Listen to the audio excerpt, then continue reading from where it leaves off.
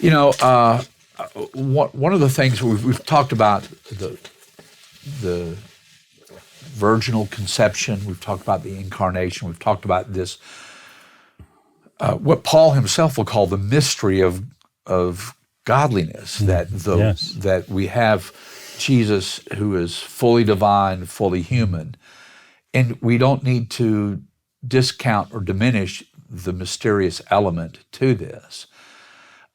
We need to recognize what we're talking about is without analogy.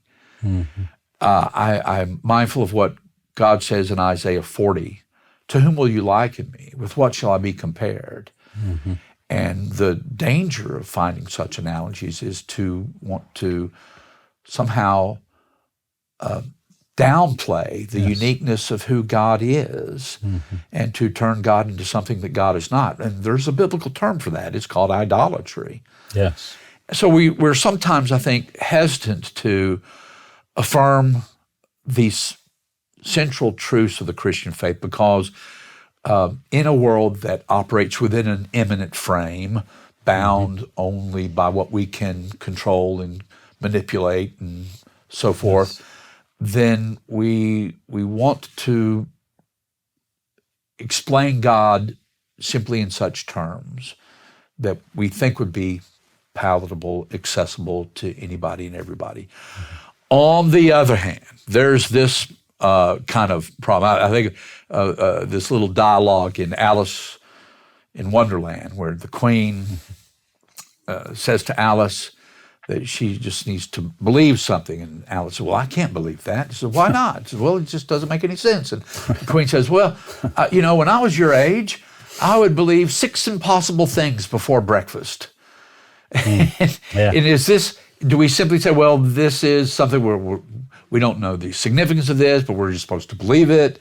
Mm-hmm. I don't think that's what we need to do either. I think we need to do our best to see the significance of this. Yes. And at the core of all this is this remarkable insistence that the eternal God of all creation mm-hmm. is willing to undergo this drastic self-limitation, including and up to, as Paul says, even death on the cross. He humbled himself and was obedient to the point of death, even death on the cross. This is the true wonder of Christmas, mm-hmm. that the miracle of Christmas is God's willingness to immerse himself in our world to make possible the new creation. But the only way that happens is when the old comes into conflict with the new, and then the new triumphs in resurrection. That's good. Well, so, Dr. Holloway, why do you think that you have so many churches, denominations now that are just so dismissive? I have never, in my upbringing and my faith and study of the Scriptures, I've just never had a problem with God, say, working outside the box or supernatural or miracles, God's intervention in human affairs. And in fact, I think it's Judges 6:13. You see that says, "If God be with us, where be all his miracles, which our fathers told us of?" So you can kind of see in their mindset that they associated with the presence of God, that if God was manifested with them, if God was there, that something supernatural or something beyond the human experience would transpire. And getting back to Nicodemus, he uses those same 4 words. When it comes to Jesus, he said, "We know you're a teacher come from God, for no man can do these miracles that you do except God be with him." And even trace it out to Acts 10:38. Those same 4 words, God be with him. But a lot of people, they stumble right there. They stumble because they cannot, the virgin, Well, mirth, you know, deception. we could engage at length, couldn't we, on this whole issue of a modern mindset that has the term that some sociologists and philosophers use is the disenchantment of the modern world. The world has become disenchanted. The world used to be one filled with miracles and wonders and fairies and spirit beings and so forth, but we know better than that now. And we could explore the occasions for this modern disenchantment, and that is an important conversation.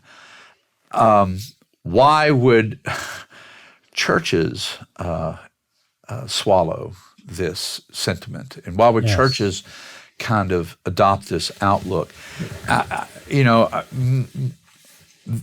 think there are probably going to be a lot of reasons for this, but let me just suggest one very pragmatic sort of issue that's before us these days that I think a lot of pastors rightfully feel, but the way we're going about it and the way we're addressing it, I think, is just adds to the problem.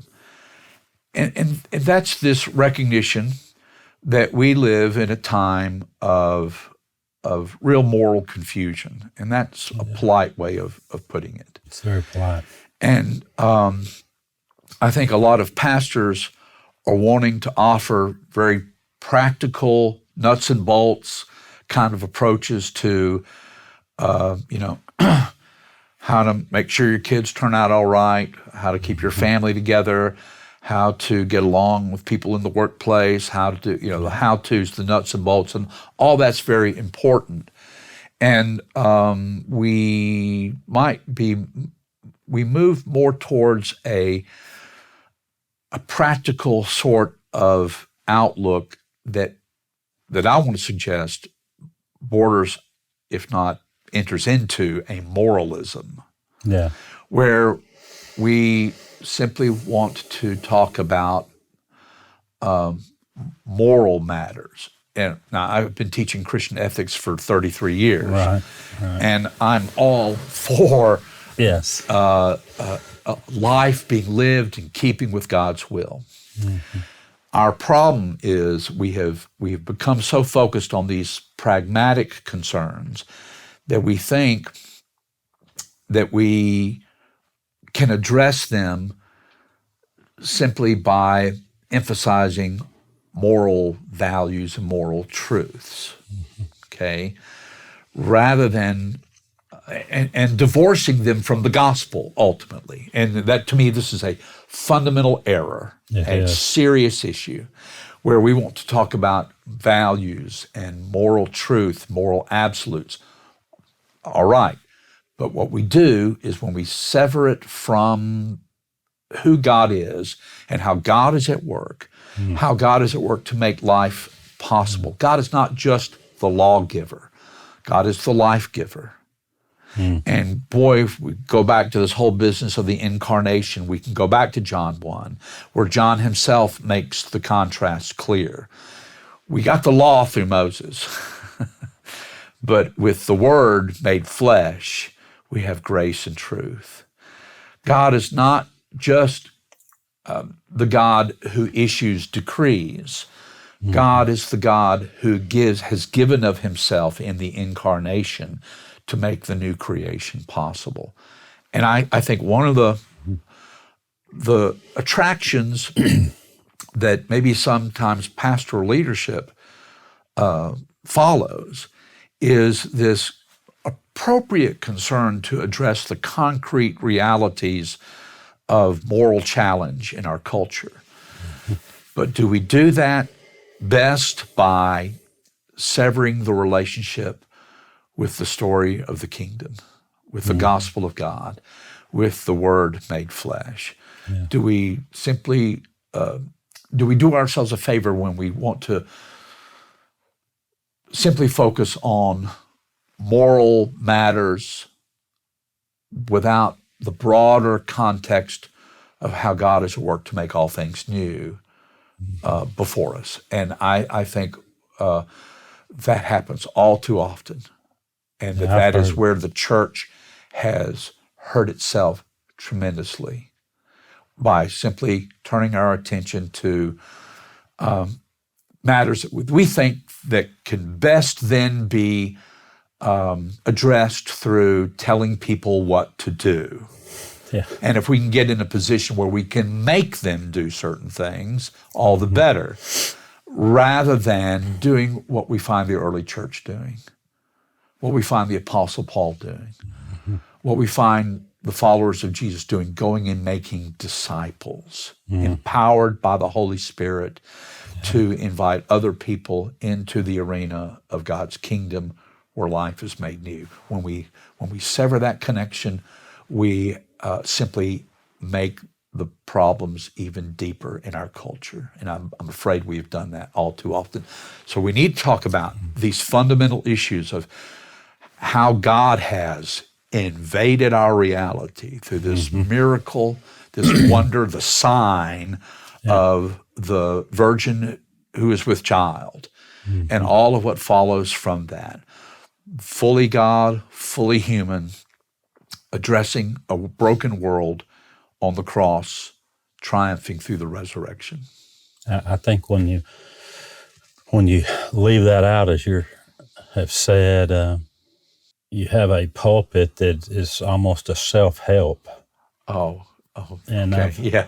I've heard so many businessmen who would say, if I wanted to hear that type of message, they're having a struggle with, different churches and the messages and the messages or lack of messages being brought, I would go listen to a motivational speaker. You got those out there. There are plenty of them. I think there's some very popular ones these days. And they have their own podcasts. That's not what I would. Right. That's not why I am coming to church. Yeah.